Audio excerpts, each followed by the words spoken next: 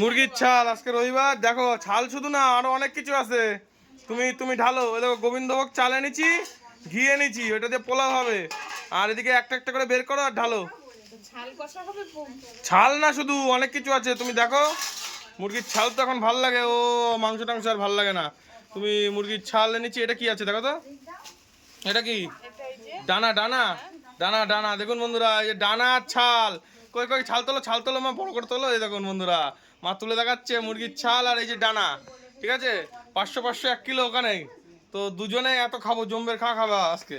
দেখো এই যে মুরগির ছাল। আর এটা কি দেখো তো, ঢালো তো, ঢালো তো দেখি। দেখো, আরে লোক তো আছেই। এটা মেটে গিলে গলা, ঠিক আছে, মেটে গিলে গলা, সাথে এই যে দেখাচ্ছি। আর তারপরে দেখো, ঢালো ঢালো। তো আজকে খাওয়া দাওয়া রবিবারের দিন জমে যাবে।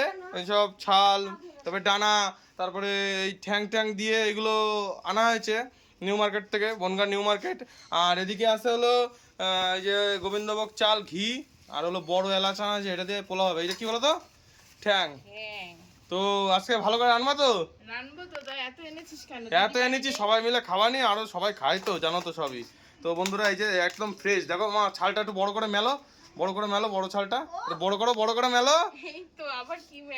হ্যাঁ, এই যে এই যে ছাল বড় বড় করে পিস করা। তো এখন মা বেচে কুটে এটা আবার ও বাছাই করবা তো, হ্যাঁ বাছাই করে তবে কষা রান্না করবা নাকি?